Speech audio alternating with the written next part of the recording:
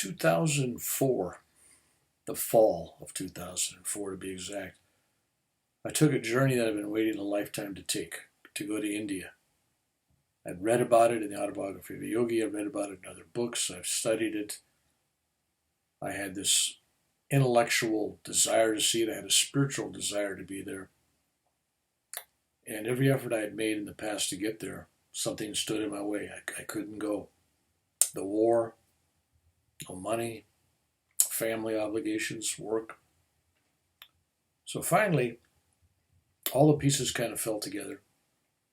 And a friend and I decided we were going to go to India together. And he was game wherever I wanted to go. So it worked out really good. We got into Delhi and we stayed in a hotel room. We got there really early in the morning. And we were all hyped up and I couldn't sleep. So we were up at the crack of dawn, just before the sun. It was still dark outside. And we started walking the streets of Delhi, where there was monkeys jumping around on the rooftops, and there was some wandering cow or two on the streets, and there was a few people out pouring water over their heads and washing and brushing their teeth. And so the city was kind of starting to get up, but the sun wasn't quite up yet.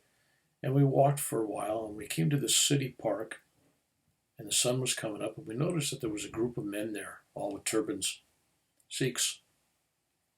And it turned out to be a group called the Blood Society, and it was made up of high-ranking political officials and merchants and writers and actors and lawyers and judges, and kind of like cream of the crop of the elite in the town.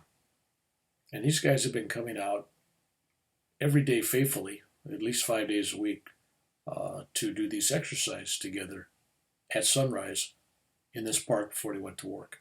And they were out there doing, I believe, 108 different yoga exercises, including one that's the last series of laughing yoga exercises.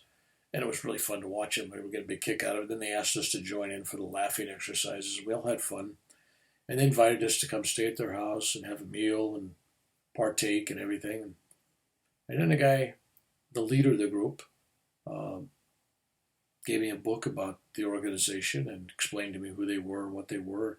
And then he opened it up and he read the 10 most important things to this organization.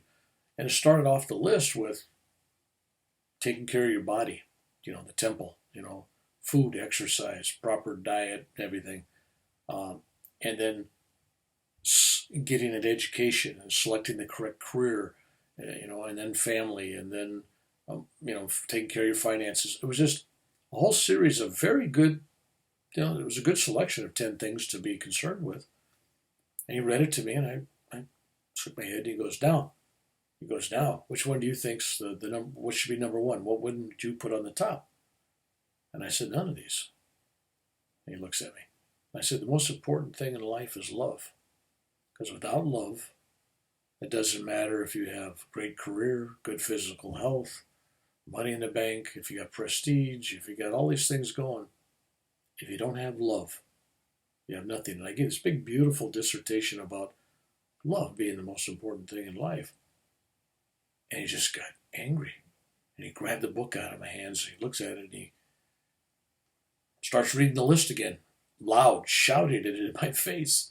Like, if it was loud, then I would understand it, I would agree with him, and that'd be the end of the story. So this went on for a few seconds, and I could see this wasn't going too well. And he gave it back to me, and he says, now, what's the most important thing? And I said, love. And by that time, I've lost the whole group. They're not inviting us to dinner anymore. They're all walking away. And everybody left kind of angered. And my buddy looks at me, and he goes, that's really good, Bill. We've been here less than 12 hours, and you've already ticked off some of the most prominent people in this city. What are you going to do for an encore? Which was a good question. So anyway, we went to an agency. We rented a car. We rented a driver. And we started traveling for 3 weeks up into the Himalayas. We started off, we went towards the border of Pakistan and India, went and saw the Golden Temple, which was a beautiful experience. And then we went up by Kashmir, which we didn't go in Kashmir, and we went up to the source of the Ganges, and up in some of the Himalayan areas. And while we were there, we were looking for, I was, I was looking for one of these mountain peaks that I could get to where there was snow. And because I always had this thing when I was young about, and it's kind of a poet in me, that I wanted to eat the snow and taste the snow from a Himalayan mountain peak. You know, I had no value to it other than it just felt like something I should do, and that's what I wanted to do. So I did it. I climbed up to the snow line, and I was digesting some of the snow just to experience it. And we looked up at the sky, and the sky was just totally black, dark. We could see lightning, and we started to hear thunder. And it was time to get off the mountain, so we knew it was unsafe. So we scrambled on down, got back to our driver in our vehicle. We started driving down from the mountain. And we get down to this dirt road area, and there's an old temple. Now, old in India is a relative term because every temple's old. But this one was truly old. I would guess it to be older than 1,200 years old, maybe 1,500.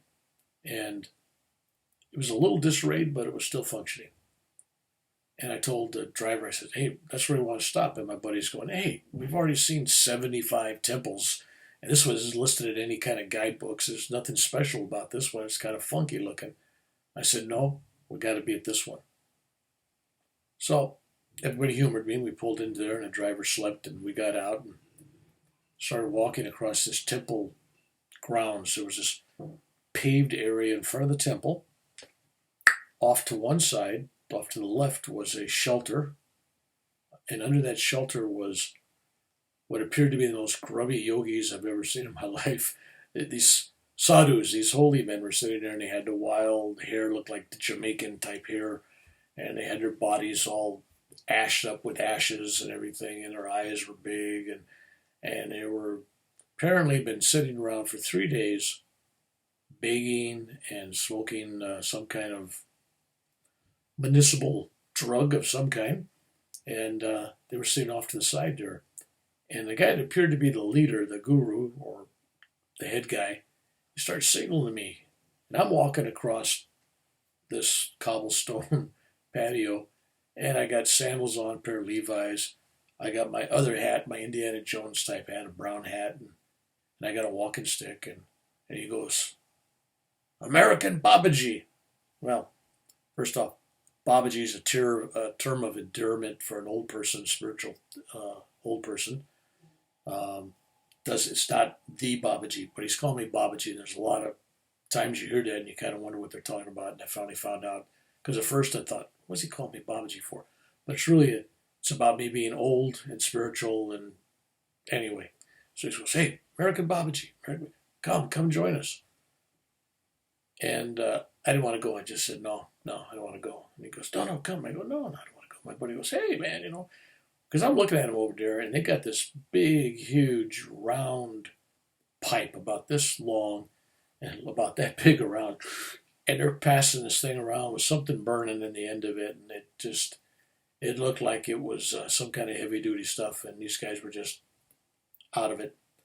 I told my friend, he says, no, hey, no, let's go over there.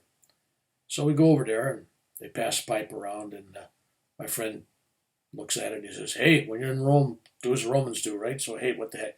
So he's sitting there, and he's taking a big inhale on it and enjoying himself, and I pass on it. And that's the big issue here, because with my traveling companion and I, we've had many conversations, because he has this belief that it's possible, with a little enhancement from some drugs, like from Native Americans or South America or Africa or someplace, some of these guys, these shamans, could induce spiritual states, and it was a good thing. And I kept saying, no, I believe in the pure meditation, pure prayer, and I don't mix the thing, and I'm totally against it. And I was very, very much against. I was even against marijuana. I was against anything that altered the mind unnaturally. And so I was a real in-the-box, straight and narrow person on this view, and I never budged from it. So we're sitting there for a long period of time, and I'm listening to this guy go on and on, all this nonsensical talk about, what was it? He was talking about spirits and nature spirits, and he was talking about the sun has a spirit and the planets have all kinds of concepts that I had no concept of, and he was just going on, and it sounded like nonsense. And finally, I go, we got to go. And I said, before we leave, I said, would you like to give me some pearl of wisdom, something I take back with me? I mean, after all, I'm on my search. I come all the way to India to find that mountaintop experience, with the guru sitting there in the cave giving you some pearl of wisdom about life. And what I got is some doped up guy in a temple courtyard, dirty and grubby, and I'm asking this guy, so I'm having fun. I'm thinking, well, God's going to have fun with me on this. Okay, what wisdom do you have to give me before I leave? And so he starts to talk, but before he could talk, one of the most messed up guys in the whole group, totally messed up. He's just spinning around, his eyes are all over the place. You could tell the guy was really zonked out on whatever it was that they were puffing on. And he goes, Guruji, let me tell him. Guy could barely speak English, could hardly understand him, and he was standing next to the fire with all the smoke in his eyes and everything, and had ashes all over him, and he was dirty. And the guru goes, okay, tell him. So I'm thinking in my mind, okay, God, this is going to be a good lesson. All right, what is it? Entertain me. What do you got? So the guy gets up, and all of a sudden, in perfectly clear English,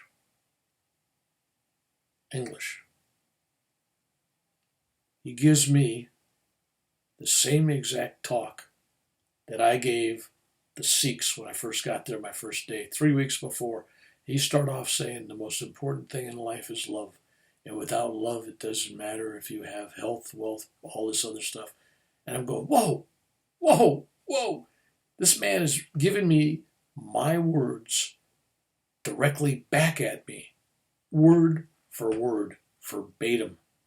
And my buddy, of course, he's just doing, yeah, that's far out, man. Wow. And he just has no clue what's really, I'm just going like, what? And in fact, I'm saying, what? I didn't know what to say. There I was, traveled all over the world. Here I am in India, traveling there, looking for the ultimate truth. And this doped up vagabond is telling me that the most important thing in life is love. The thing that I was telling others, that I've always told others. And he delivered it in my exact words. Now, up until this point in time, I thought I could judge somebody by looking at them, get a good sense of they're a spiritual person, they're not a spiritual person, they're goofy, they're crazy, they're a drug addict, or what. And now I was totally confused. Because he just didn't tell me love was the answer, but he told it in my exact words. I was lost. I had no clue. I go, what? So the lesson I learned from that experience was you really can't judge a spiritual being. You really don't know who they really are. And you can't make that judgment about people. So it was a huge lesson for me, and I just started this journey in India, and I still had several months to go. It was a real eye-opener. And to this day, it kind of makes me stop and wonder, because my attitude was so rigid. And then this thing just, I don't know. It was an interesting experience. You tell me.